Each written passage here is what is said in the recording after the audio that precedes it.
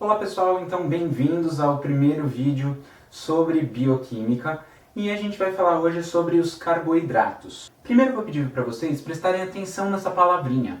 O carboidrato, na verdade, é a junção de duas outras palavras, assim como bioquímica. Então nos carboidratos a gente tem a palavra carbo, que lembra o quê? Lembra carbono. Então nos carboidratos a gente tem átomos de carbono. E hidratos. Hidratos lembra o quê? Hidromassagem, hidroginástica, coisas associadas com a água. Então, os carboidratos são moléculas que contêm átomos de carbono e moléculas de água. Então, os carboidratos são moléculas que contêm átomos de carbono, oxigênio e hidrogênio. Para ser mais específico, normalmente os carboidratos seguem uma proporção de um átomo de carbono para uma molécula de água. Se você não viu ainda o vídeo de introdução, eu preciso que você volte lá e entenda o que a gente está falando no vídeo de introdução sobre a estrutura química das moléculas, para que depois vocês possam entender o que a gente vai ver agora. Eu fiz uma representação, como a gente fez lá no vídeo de introdução, de uma molécula muito famosa que chama glicose. A glicose é um carboidrato e a fórmula química da glicose é essa daqui, ó, C6H12O6. Então, lembrando da nossa aula introdutória, a gente tem 6 átomos de carbono, 12 de hidrogênio e 6 de oxigênio. Eu fiz uma representação, como a gente estava fazendo as representações lá na aula introdutória, para mostrar para vocês a estrutura da glicose com Lego. Olha só como essa estrutura é muito mais complexa e para fazer com Lego não fica tão legal assim. Ela começa a ficar confusa.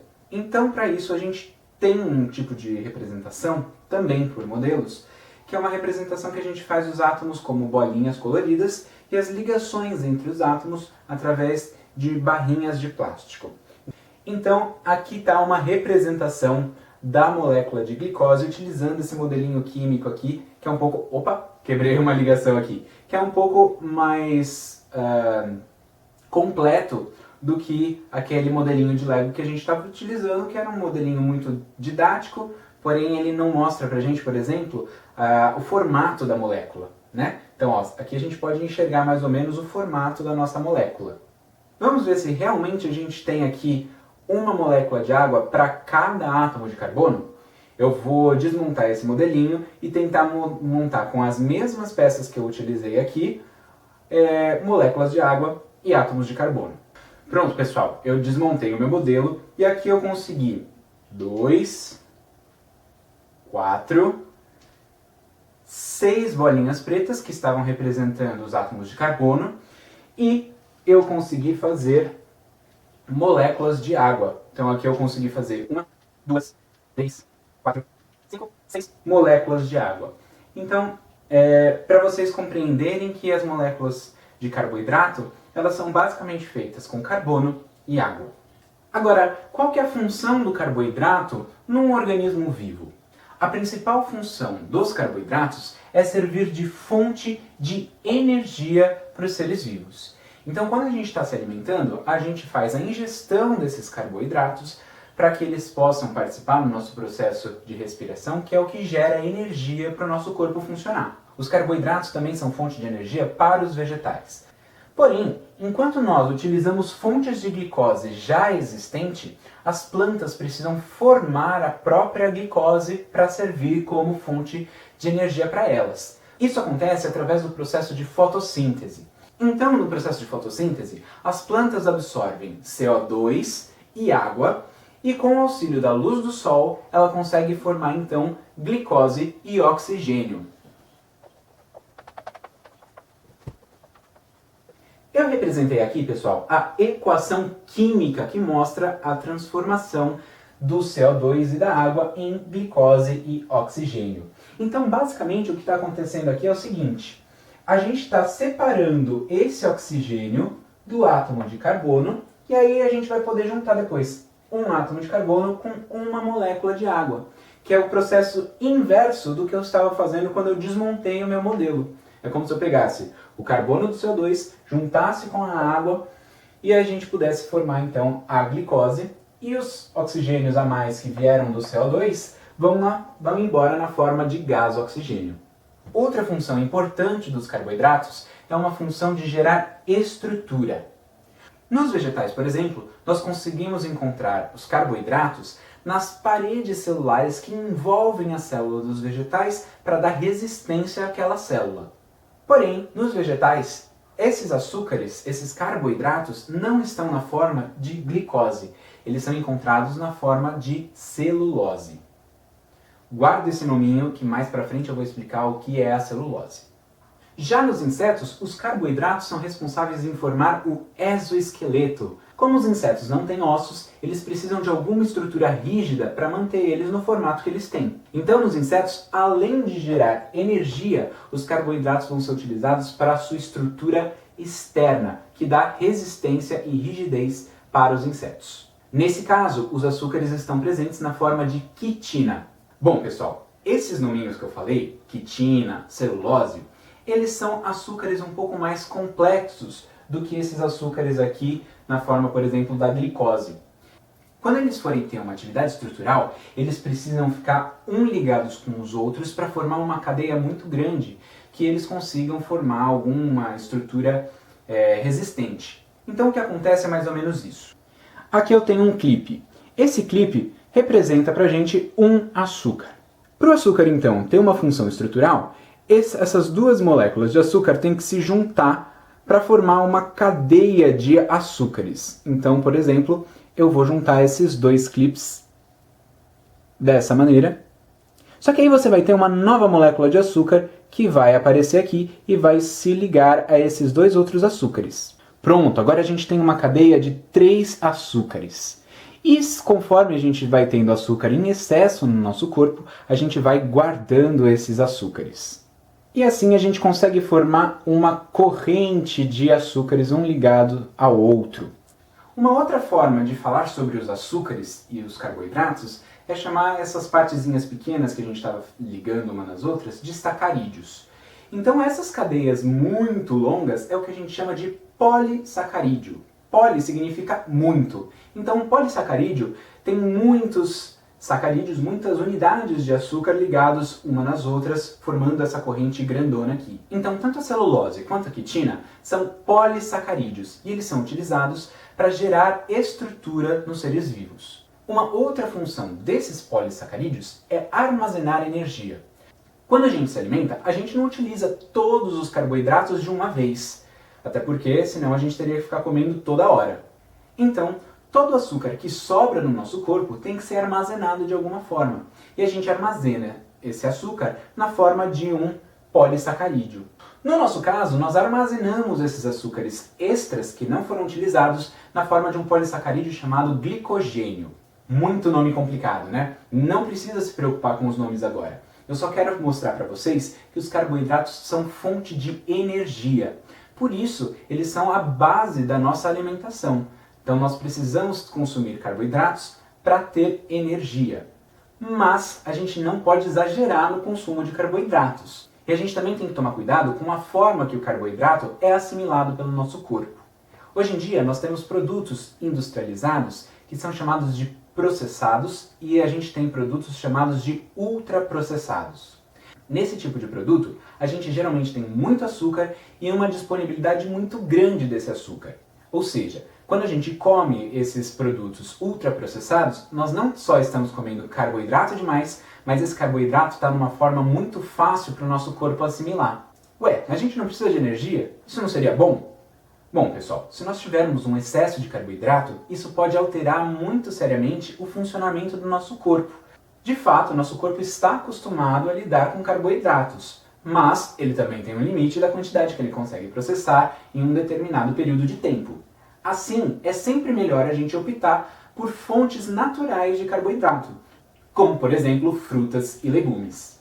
Você provavelmente já ouviu falar sobre diabetes. A diabetes é uma doença que afeta diretamente o controle da quantidade de açúcares que tem no nosso sangue. O glicogênio, que é aquele polissacarídeo que eu falei que nós temos no nosso corpo, é responsável por manter o nível de açúcar no sangue mais ou menos estável. Para o nosso corpo conseguir manter os níveis de açúcar no nosso sangue estável, ele faz uso de 2 hormônios. Os hormônios também são moléculas e eles têm a função de auxiliar o nosso corpo em alguns processos como, por exemplo, regular os açúcares no sangue. Quando nós temos um nível baixo de glicose no sangue, o glucagon começa a fazer sua parte. O que o glucagon faz é ajudar o nosso corpo a quebrar essas ligações, separando uma glicose do resto da cadeia de glicogênio. Por outro lado, se nós tivermos muito açúcar no sangue, um outro hormônio entra em ação. A insulina ajuda o nosso corpo a capturar essas moléculas de açúcar que estão em excesso para que ela volte a fazer parte do nosso glicogênio. Uma pessoa com diabetes não consegue produzir insulina suficiente. Isso faz com que a quantidade de açúcar no sangue fique muito alta. Essas quantidades muito grandes de açúcar no sangue podem ser muito prejudiciais e fazem com que o nosso corpo não funcione do jeito que ele deveria. Em alguns casos mais graves, a gente tem consequências mais sérias. Por exemplo, uma pessoa com caso grave de diabetes pode inclusive perder a visão. Isso acontece porque nessas pessoas os açúcares se acumulam nos olhos. E uma vez que nós temos muito açúcar no nosso olho, ele pode começar a formar cristalzinhos. Esses cristais podem turvar a visão das pessoas e, em casos graves, levar à cegueira. Agora, pessoal, nós já vimos os carboidratos, o que são, quais são as suas funções, e agora vamos passar para o primeiro experimento que nós vamos fazer. Enquanto nós armazenamos açúcares na forma de glicogênio, as plantas e principalmente os tubérculos, como as batatas, armazenam açúcar na forma de amido. O amido também é um polissacarídeo, mas ele tem uma estrutura um pouco diferente do que o nosso glicogênio. Então, a proposta do experimento de hoje é isolar esse amido de batatas. Provavelmente você já utilizou ou viu alguém utilizar amido na culinária. O amido mais utilizado na culinária é o amido de milho, que é popularmente conhecido como maizena. No nosso experimento nós vamos utilizar batata, porque a extração do amido da batata é muito mais fácil do que a extração do amido do milho. Inclusive, pessoal, vocês comem amido quase sempre quando vocês vão no cinema. A pipoca é formada de amido. Aquela parte branca que é formada quando o milho de pipoca estoura é amido. O grão de pipoca tem a casca, o amido e água. Conforme nós esquentamos o grão, a água vai virando gás, vai exercendo uma pressão muito grande dentro do grão. Quando a casca não aguenta mais, esse grão estoura e libera o amido cozido para a parte exterior. O amido fica naquele formato de flor tão bonitinho e tão saboroso que a gente conhece. Mas de volta às batatas, vamos para o nosso experimento. Então bem-vindos ao meu laboratório, pessoal, e nós vamos começar o experimento. A primeira parte do experimento vai ser extrair o amido da batata. Então para isso nós vamos precisar de 4 batatas, um ralador, uma tigela, um espremedor de batata, água morna, 2 recipientes e um coador. Então nós vamos começar ralando as batatas. Nós precisamos ralar as batatas porque quanto menor for o pedacinho, mais fácil é de extrair o amido da batata.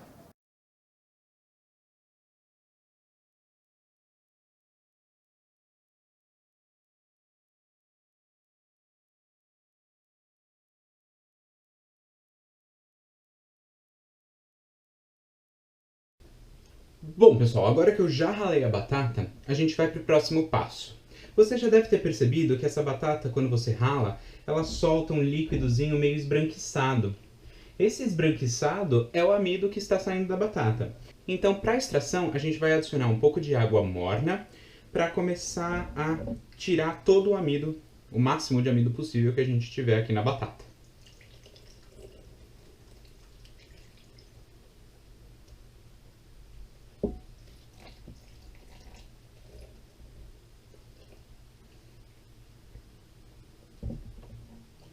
Para me auxiliar a misturar a batata, para que o amido vá saindo da batata, eu vou usar um amassador de batatas.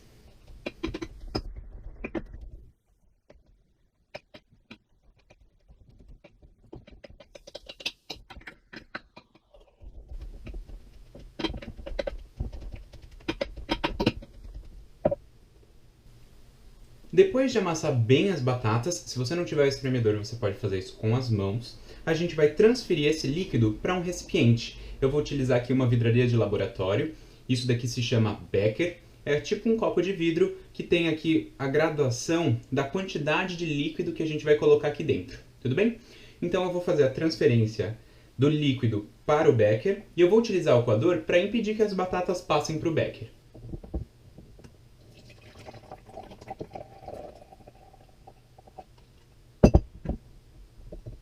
Eu não consegui passar toda a água, mas a gente vai utilizar um pouco mais de água para extrair mais amido. Então eu vou devolver essa batata aqui para o pote maior. E agora que eu devolvi a batata para a tigela, eu vou adicionar mais um pouco de água morna e amassar mais um pouquinho.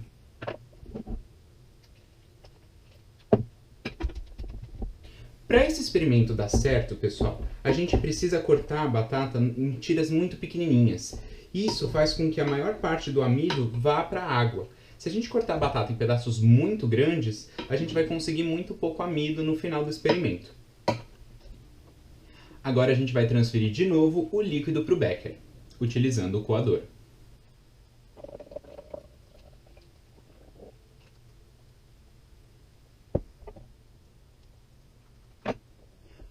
A gente conseguiu encher agora um becker inteiro com essa solução que contém amido. Eu vou continuar fazendo esse mesmo procedimento mais 2 vezes com mais água morna para encher mais um becker com essa solução que contém amido, tudo bem?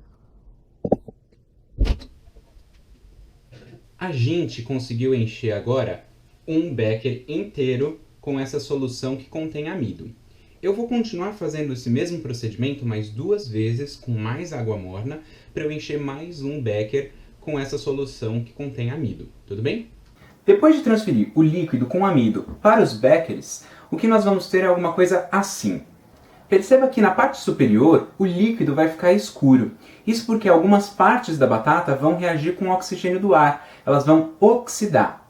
Mas o que a gente vai obter é uma coisa mais ou menos assim.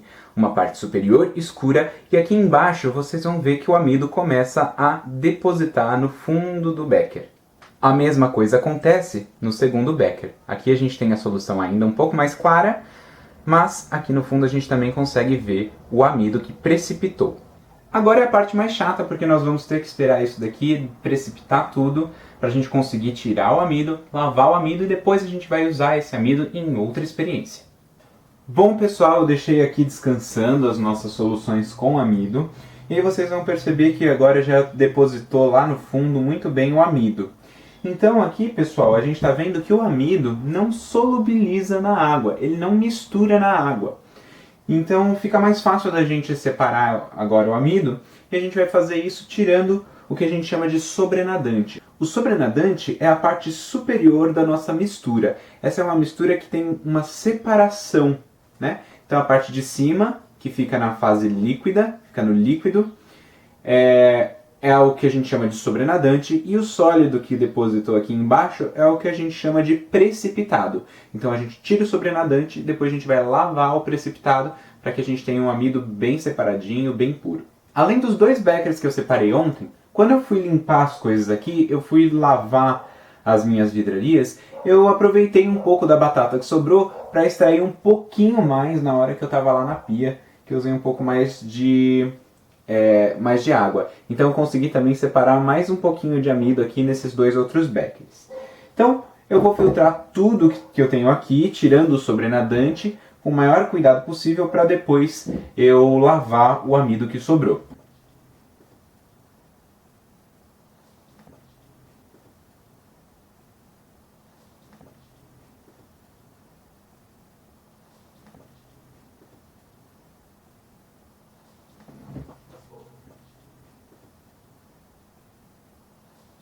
Então aqui eu estou utilizando bastante vidro para auxiliar aqui o nosso líquido a escorrer pelo funil e não fazer uma meleca muito grande, tá? Nessa parte, pessoal, é importante fazer bem devagarinho para a gente não agitar o fundo do becker, o fundo do recipiente que a gente for utilizar, senão todo o amido que precipitou vai voltar a ficar suspenso, vai voltar para a solução.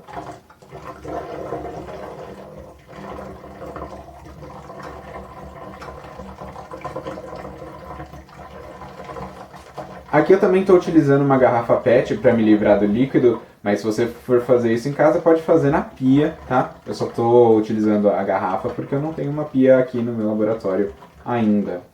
Então olha só pessoal, o que restou aqui é o amido, tá?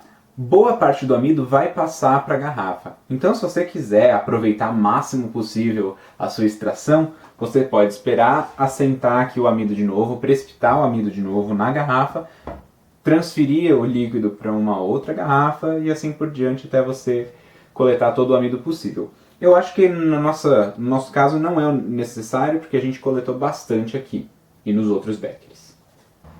Agora que a gente já tirou todo o sobrenadante, a gente tem que limpar esse amido que ficou aqui. Vocês conseguem ver que eles não estão tão clarinhos, né? E o amido é para ser um sólido branco, como se fosse a maisena mesmo, né? O amido de milho.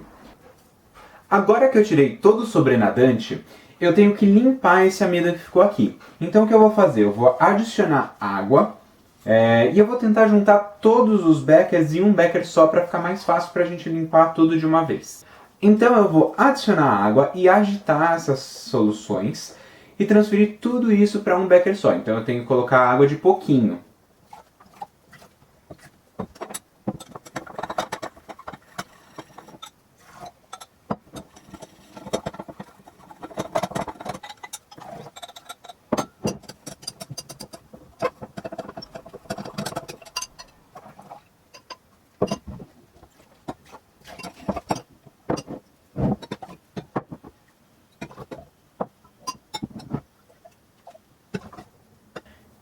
Pronto, pessoal, então eu lavei 2 vezes cada becker com água e transferi para um becker só, para a gente ter um maior aproveitamento. Agora eu vou dar uma boa agitada nesse becker para eu tirar tudo que está lá no fundo, para que a gente consiga lavar entre os grãozinhos todas as partículazinhas de amido. Tudo bem?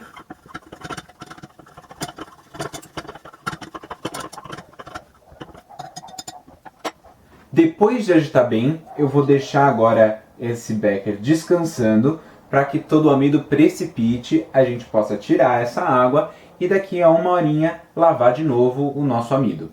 Bom, pessoal, depois de ter lavado o amido umas 4 ou 5 vezes com água, então enche com água, agita bem, deixa 1 hora lá para ele precipitar de novo, tira o sobrenadante, e eu fiz isso 4 ou 5 vezes. Eu deixei o amido secar. Você pode deixar o amido secar naturalmente, colocando no sol o sólido branco que a gente vai obter. Ou, no meu caso, eu deixei no forno elétrico durante 1h30 a uma temperatura de 80 a 90 graus. Se você for colocar no forno, garanta que seu forno tenha um controle de temperatura bom. Porque não pode passar muita temperatura, senão a gente pode estragar o amido que a gente isolou. Então, no final, é isso que a gente vai obter. Um sólido branquinho, soltinho. Para a próxima parte do experimento, a gente veio para a cozinha, porque agora a gente vai transformar esse amido em um plástico feito de batata. Se você não quiser fazer o experimento até aqui com a extração do amido, se você achar que vai ser muito complicado, o que você pode fazer é começar o experimento a partir de agora utilizando amido de milho. Então, para essa parte da experiência, a gente vai precisar do amido que a gente coletou, que a gente isolou da batata, vamos precisar de vinagre, pode ser qualquer tipo de vinagre, e vamos precisar de glicerina bidestilada. Essa glicerina a gente encontra em farmácia, tá? É bem facinho de achar. Para começar nosso experimento, a gente vai colocar um pouquinho de água em uma panela para a gente fazer um banho-maria. O banho-maria é uma técnica de aquecimento mais branda, você não vai aquecer muito rápido, ela é mais suave. Então, para o banho-maria, a gente precisa encher uma panela com água, ligar o fogo. Quando a água estiver fervendo, a gente pode colocar a nossa solução para o aquecimento. Então, enquanto a água aquece, vamos preparar a nossa solução para fazer o nosso plástico. Então, para fazer a solução que vai virar o plástico, eu vou colocar 2 colheres de sopa do amido que a gente extraiu ou do amido de milho em um becker. Você pode utilizar um copo, algum recipiente que possa ser aquecido. Vou adicionar água até cobrir e passar um pouquinho da quantidade de amido que você adicionou no seu recipiente.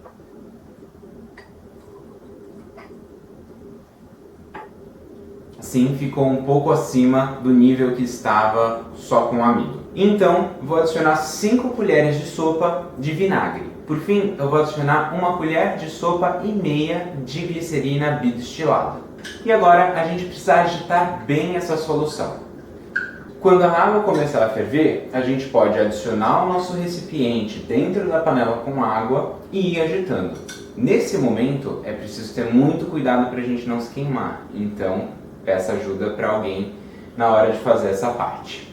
Agora o que a gente vai fazer, pessoal, é esperar um pouco a água evaporar dessa solução e ela vai começar a ficar mais gosmenta, assim, mais consistente. Daqui a pouco eu mostro o ponto que ela vai ficar no momento que a gente for tirar ela, a mistura do banho-maria. Aqui eu já consigo perceber que ela ficou bem durinha, ó. Nesse momento eu posso desligar o fogo e eu posso tirar isso daqui com o auxílio de um pano ou de uma luva térmica. Agora que nós obtivemos nosso plástico, ele fica com essa consistência já de plástico, meio de pomada, ó. A gente vai moldar o nosso plástico e finalizar colocando no forno. De novo, o forno elétrico é um bom forno porque você tem um controle de temperatura. Se você não tiver um forno elétrico, você pode deixar secar em temperatura ambiente, mas ele vai demorar um pouco mais para ficar pronto. Para modelar o plástico, eu vou utilizar 2 vidros de relógio, que é esse vidro redondinho aqui que a gente utiliza em laboratório. Se você não tiver um vidro de relógio, provavelmente você não terá, você pode utilizar um prato, alguma coisa assim, só para deixar ele retinho. Para evitar que o plástico grude no vidro, eu vou utilizar um pouquinho de óleo vegetal para untar a nossa forma. Agora é só transferir o plástico. Agora eu faço como se fosse um sanduíche e eu aperto. Assim eu consigo modelar o nosso plástico para que ele fique bem retinho, bem fininho. Agora é só eu colocar o nosso molde junto com o plástico em um forno por mais 1h30, 2h30, depende da potência do seu forno. Agora eu já volto para mostrar o resultado. Bom pessoal, terminei o experimento e eu obtive alguns resultados diferentes aqui que eu vou falar para vocês sobre o aquecimento, né, a forma que a gente tem de formar o biofilme depois que a gente coloca no forno. O primeiro que eu fiz foi este daqui, que eu fiz com amido de milho. Na verdade foi um teste que eu tinha feito antes de fazer o da batata. E eu obtive uma massinha assim, ó, um plástico todo quebradiço, tá? Aqui eu estava ajustando ainda a quantidade dos reagentes, então aqui eu usei bastante glicerina. A glicerina vai deixar o plástico bem molinho. Eu já explico por que isso acontece, mas ele também acaba quebrando muito fácil. Eu não sei se foi porque eu deixei uma espessura muito grande, ou seja, ele gordinho assim, mas ele não ficou tão legal, ele tá todo rachadinho, ó, todo quebradiço. Então essa foi a minha experiência com o de amido de milho. Com o amido de batata, eu utilizei aquela receita que eu mostrei para vocês, só que eu separei ela em 2 para eu testar coisas diferentes. Então a primeira que eu fiz foi aquela que eu coloquei no vidro de relógio, fiz um sanduichinho que nem eu mostrei no vídeo. A segunda eu fiz num prato, em 2 pratos, fiz um sanduíche com os 2 pratos. É isso que eu consegui com os pratos. Ela também está um pouco quebradiça, eu acho que ela ficou bastante espessa também. Mas o procedimento que eu utilizei foi colocar um prato em cima do outro, com o amido, com a nossa solução dentro, e coloquei no forno, numa temperatura entre 80 e 90 graus, e esperei 1h30. Quando eu tirei o prato, eu percebi que ele não tinha tirado toda a água que precisava. Então ele está bastante, a gente fala, entumecido, né? Ele tem bastante líquido dentro.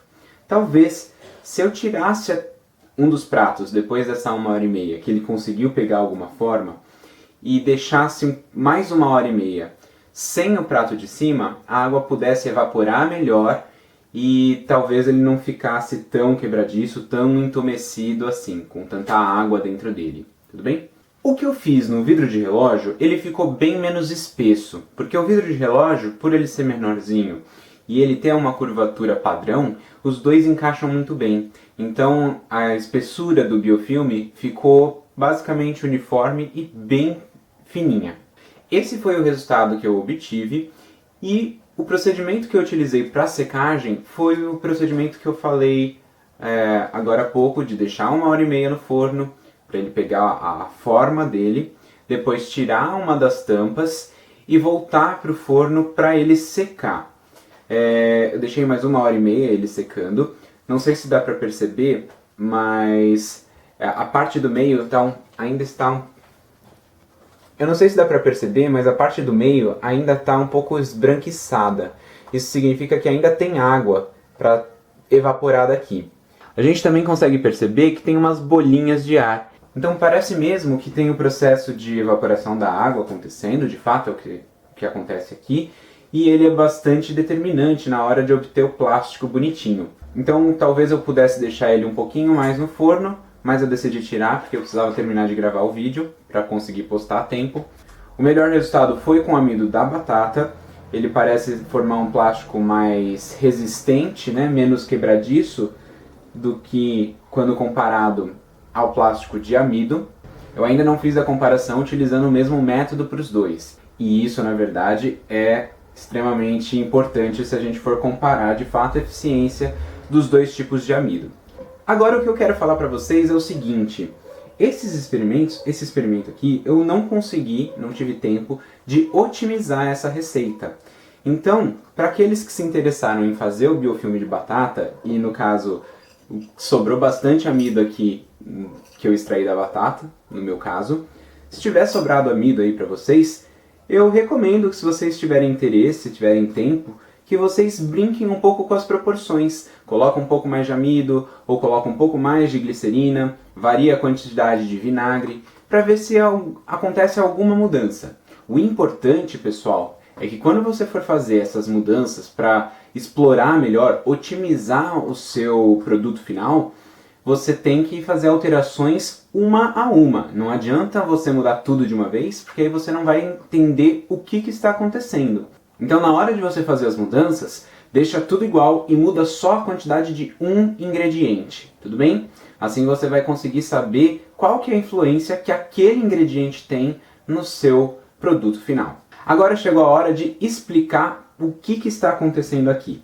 Então, como a gente falou, o amido é uma molécula super grande, é um que a gente chamou de polissacarídeo, tem várias moléculas de glicose juntas, formando uma cadeia. E na verdade essa cadeia tem várias ramificações, ela se espalha para todos os lados. Então o amido é como se fosse isso daqui, eu tenho uma cadeia grandona com várias cadeias saindo aqui pelos lados. Quando a gente adiciona o vinagre, o que o vinagre vai ajudar a gente a fazer é quebrar essas ligações extras aqui, essas cadeias que estão ligadas à cadeia principal.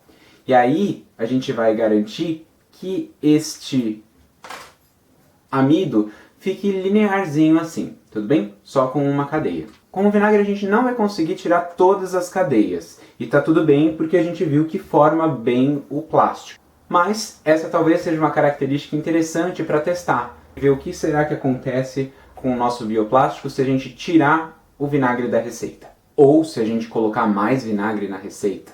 Então, depois que a gente adiciona o vinagre, a gente vai ter um monte dessas cadeias compridas juntas. O papel da glicerina é lubrificar um pouco as junções entre essas cadeias de amido.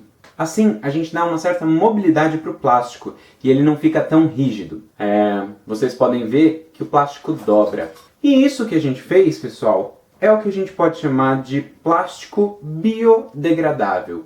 Por que ele é biodegradável? Porque algumas bactérias e alguns fungos conseguem degradar esse plástico com certa facilidade. A gente vai ver mais pra frente que o nosso corpo mesmo tem alguns mecanismos que ajudam a degradar o amido. Bom, pessoal, esse experimento ele é relativamente longo, vai durar aí alguns dias até você conseguir extrair o amido da batata, depois você conseguir formar o seu bioplástico.